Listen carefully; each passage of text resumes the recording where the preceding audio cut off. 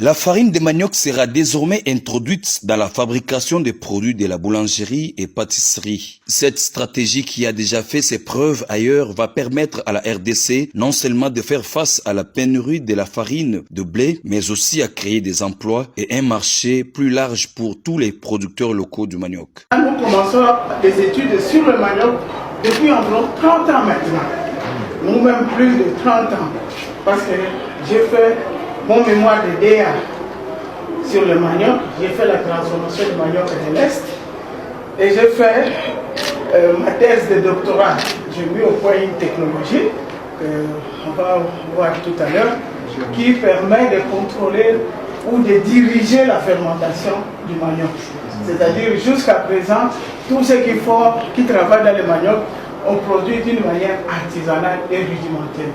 C'est-à-dire, par exemple, le ruissage, c'est sous le ruissage et le séchage, ce sont les micro-organismes du milieu. C'est ce que nous apportons avec nos mains, nos pieds et tout.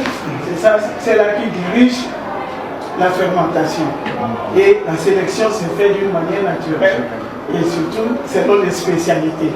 C'est ainsi qu'à la fin, ce sont les bactéries lactiques qui vont dominer parce que la fermentation du manioc, là, le goût, c'est le goût du yaourt. Si vous mettez dans le cake, vous mettez le sucre et le lait, vous allez penser que vous prenez le yaourt. Nous avons deux techniques. Ça, c'est nous utilisons un champignon qui est capable de donner à manger aux micro-organismes qui font la nitrification. Tout le monde a appris ici le cycle géobiochimique. Alors, nous rentabilisons ces gens-là. Et à la suite, vous allez voir, ces micro-organismes, nous les avons identifiés ici. Maintenant, on a isolé, on a étudié leur capacité de nitrification en collaboration avec le laboratoire de chimie. Parce que comme vous allez voir tout à l'heure, nous faisons beaucoup de choses, mais sans moyens. C'est-à-dire que sans laboratoire. Vous allez voir la moitié à Zana cuisine. Alors, à la fin, nous avons travaillé avec le laboratoire de chimie. On a dosé les éléments.